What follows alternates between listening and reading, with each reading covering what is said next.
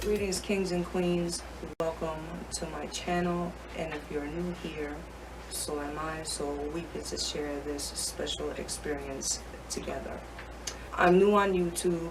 I'm new to the mukbang community, or the eating shows. I have been employed for the past 18 years for the same company, so I do have a job. I'm not going to say that I don't have great expectations or low expectations of how this channel is going to grow. I'm just going into it, so I'm sure that there's probably going to be a lot of people that is going to see this and probably be unhappy, but there's probably going to be a lot of people that are going to be happy too.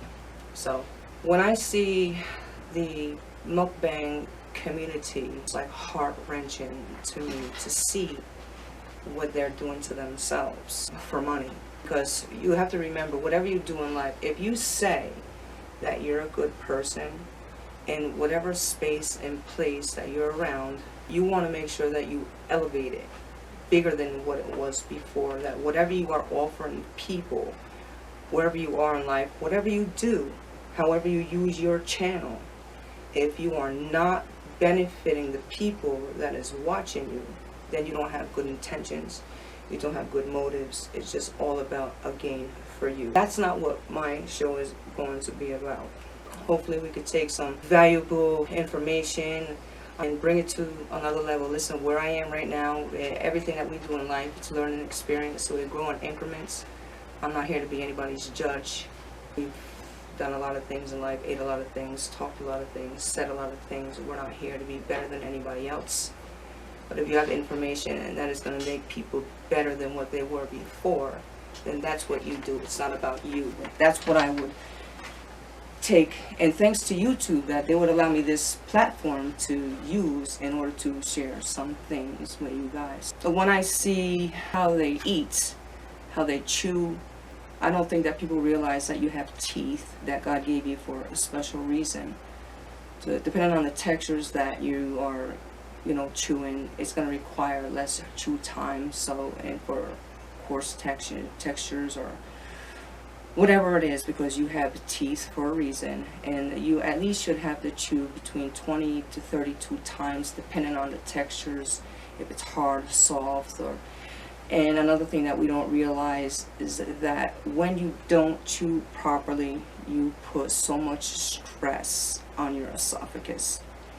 And when you chew enough and thoroughly to break down the particles in your mouth before you swallow them, you help metabolize the food. So when you chew, your saliva releases a special enzyme that helps digest your food. So I should also mention that my show is a plant-based show.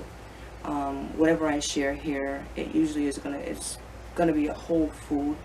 I don't like to have to buy something in the store and it's like 60 ingredients, because we know that this is kale by itself.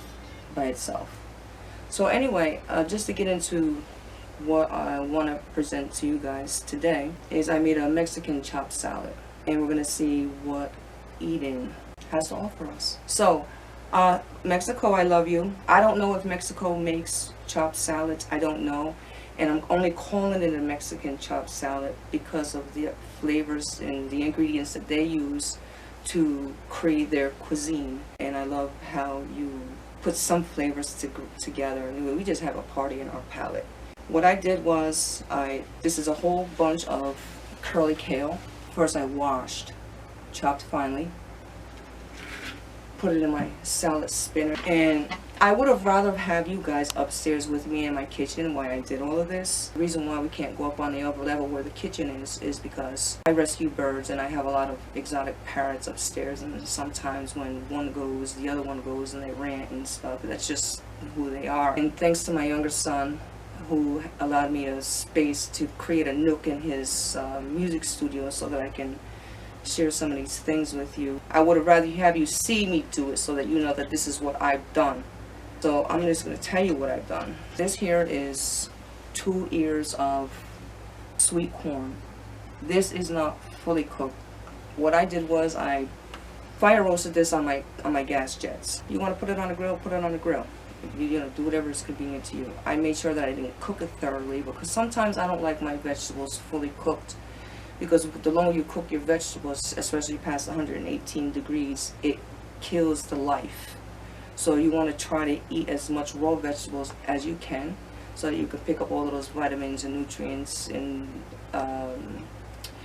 enzymes and whatever it is that you need, that you would get from these to make your body function the way that it's supposed to. Anyway, that's what I did with the corn. And well, we have Italian frying peppers, but I didn't fry them. That wasn't available to me, so I bought them, and I fire roasted 2 of these. I removed the ribs, the seeds, chopped them up. 2, you want to call them green onions, scallions, spring onions, whatever. For me, they're scallions. So we got 2 of these. 1 medium to small red onion. Cherry tomatoes from our garden. We try to grow as much food as we can. At least we know where it's coming from. 12 ounces of black beans. I probably am not going to put all of this on my salad because it's very filling.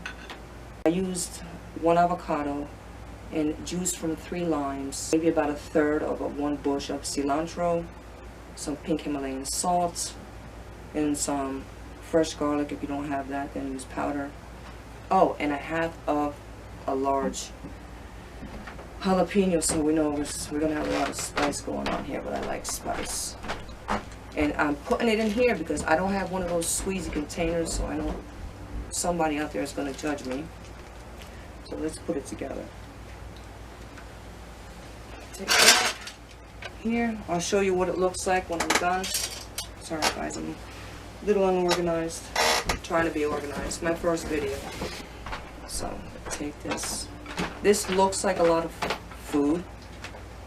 And so if you're gonna have a mukbang and if you're gonna eat food, and let your body be happy, because I'm sure you guys that are eating those massive amount of fried foods and every slice of pizza, I saw a few. I don't even want to say, because people are going to think that I'm pointing them out. I don't want to make people feel bad with this video either. I just want you to listen, you know, what you're doing to yourself. And by the way, you don't have to be obese to get diabetes. You could be thin as a rail. That's what you're eating. And put some corn here. I use my own mind to try to level out how this would all equal out and all fit at the same time. So put a little bit of corn. Let's put the whole thing. Alright, I'm going to throw some color in there. So let's use a little bit of black beans. I'm going to break it up a little bit. You see all the colors. By the way, this is beans for a plant-based person. Usually people would call that poor man's meat, but this has more protein in it than steak. Let me just put that aside. Get some red going on. Tomatoes from our garden. It's amazing, you know. Sometimes we keep seeds from the food that we eat. We just wash them and let them dry, and then we put the date on them, put them in a cabinet or something, or the drawer, and you know, for the next year, that when we want to plant the garden, we have some of the seeds from the food that we ate before, and then you plant them, and you grow. They grow. You water them, they grow, and that's not much that you really do. And you just have this. Look at these queens that we got. And let's get some green going on here. Even though it looks too green because I still have to cover that end. Alright, I like onions. My husband doesn't matter. My husband doesn't mind if my breath smells like that. And we have those peppers. I think we're gonna make it. I think we're gonna make it, kings and queens. By the way, listen. You don't have to, you know, don't parrot yourself in parades and hurt yourself. You be your own kind of beautiful and make it work. You know, if it's good, you know, you don't have to be externally beautiful. What you do physically is manifested. You know, you could be a beautiful woman or the most handsome man. Doesn't mean you're beautiful. So, this is what it looks like. I'm gonna move that out the way. This is what it looks like. Pink space. Without the dressing. See how pretty that is? And all those vibrant colors. And you know, you can do a lot of things with vegetables to make them taste good. I'm telling you. This looks like a lot of food, but I really can probably take this. I can take this whole down. You can ask my family. I just really take it down with the salads. And you just squeeze it on there, like icing on a cake. Except this is better.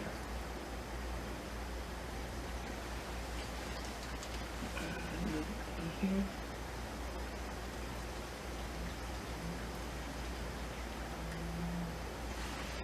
Green actually going. By the way, green is my favorite colors. I guess I haven't noticed. How's that? That's almost too pretty to be. See? So, I'm gonna try this out. Take the glove off.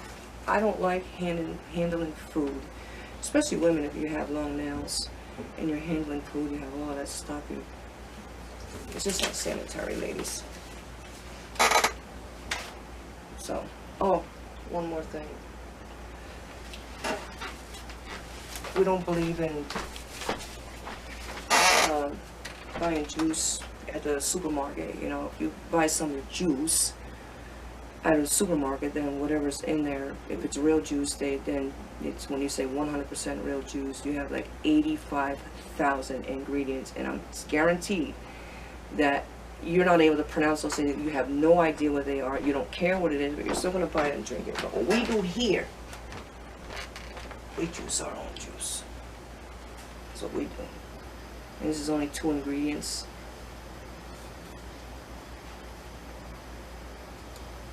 This is about 7 pounds of carrots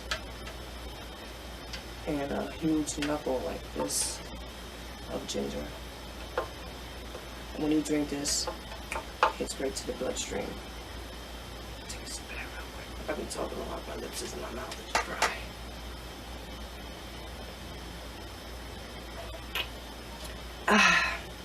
I know some of you guys are gonna make fun of me about that straw. Can one of you guys give me a smaller straw? Thanks, babes. I'm not saying that I'm gonna sit here and eat this whole thing with you guys. I'm gonna finish it, but you probably would want to see that I do. So let's see how far we can go with all of this. Let's see if I can mix it together. Got my extra dressing on the side. I think. Let's see.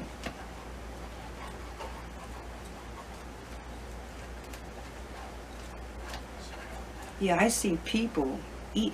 You guys like the fork? I see people like just throwing stuff down their throat. And I just see down it goes. And listen, guys.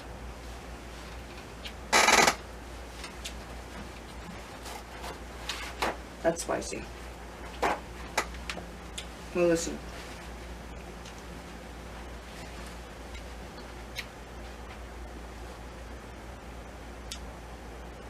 I didn't eat all day because I was waiting to do this video.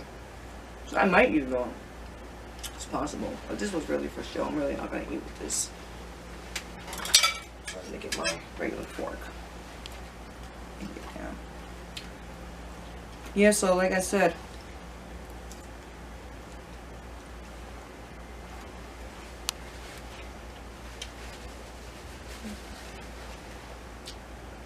and the reason why I wanted to work down here and put this together is because I can't do it upstairs.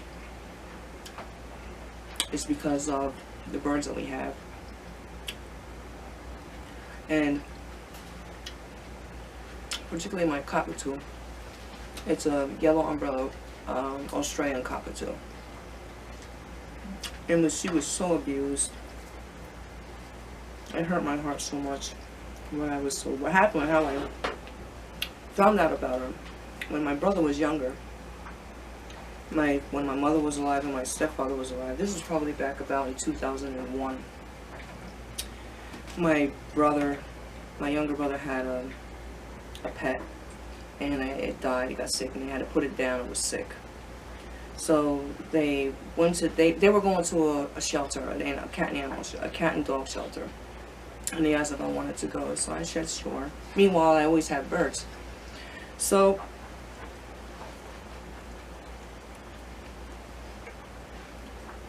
hold on, guys.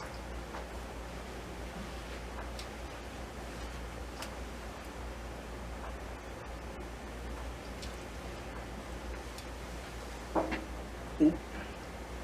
That's not right. We don't gotta edit that.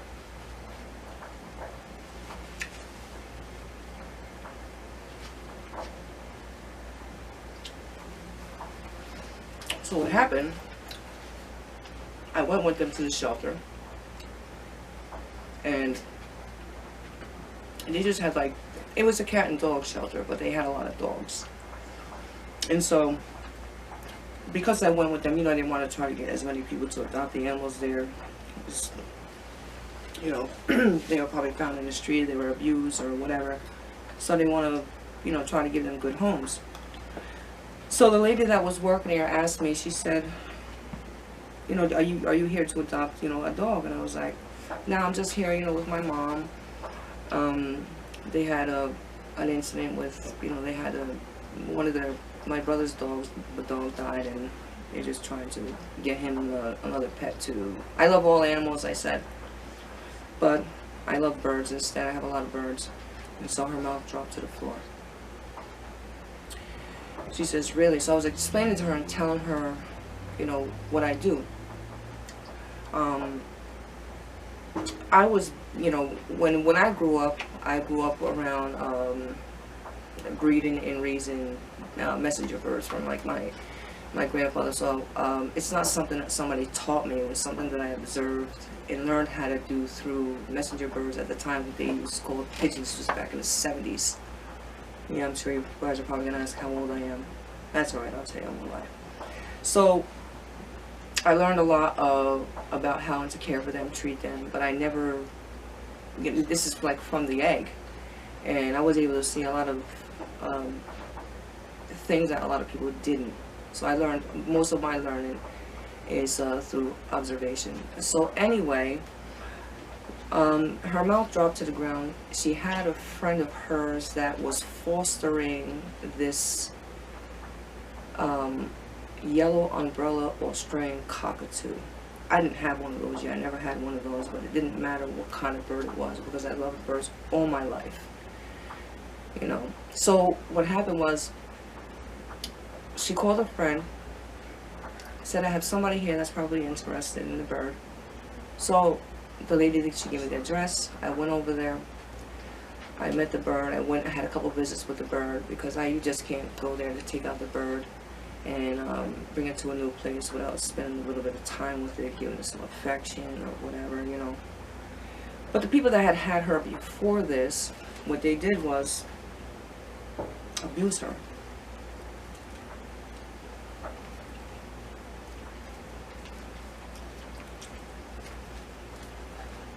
Let me tell you what they did.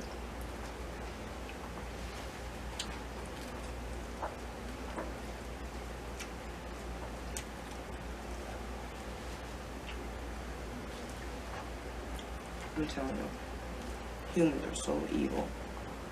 It could be, you know, but we don't realize how good we were when we were created. So,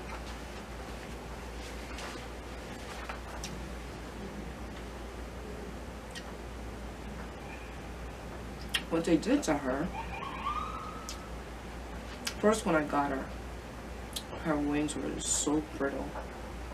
When she opened up her wings, when you open up a healthy bird's wings or flight wings, You shouldn't be able to see through them. They should be full. That's how malnourished she was. They weren't feeding her properly, first of all. Not only that, but they used to kick her. Like, I guess when she was out of the cage, and or if she was in a cage, I don't know that part. But they used to kick her.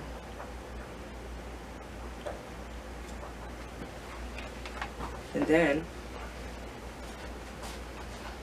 they tied strings around her toes to where it cuts off the circulation in the nails and just cuts the bloodline off of the talons, and so it made her lose some of her nails, her toenails, her talon nails, for her in order to climb, to, you know, pick up food, to clean out the nose, or break her blood fetters on her own. So when we got her home, the first thing that she did, and it was so sad,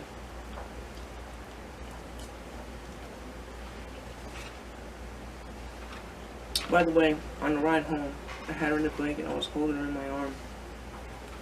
She was screaming the whole way. I never had a cockatoo before, but I know the bird was in so much distress. And so we got home. I took her out of the blanket, I put her on the floor. She ran in the corner.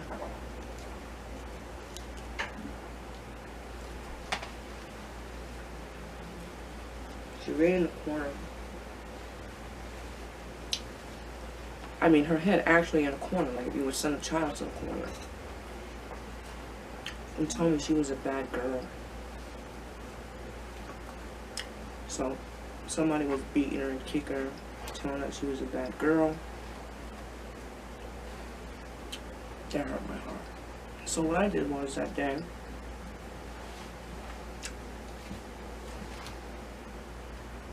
I laid on the floor underneath the table, belly down. By the way, when we got her name was Mandy. And I laid on my belly on the floor under the table, and I put my head next to the back of her tail. And I said, "You're not a bad girl. You're a pretty girl." So I changed her name from Mandy to Pretty Girl. She does suffer a lot from anxiety still. I got her when she was 14. She's about 32 years old now. And she's so beautiful. And I would really love for you guys to see her, meet her one day. But I'll figure out a way for you to meet first. And not only that, we got some other pets here, but I'm going to leave that for another video. Guys, if you enjoyed or appreciated the content and material of this video, please consider subscribing, giving me a thumbs up, and sharing.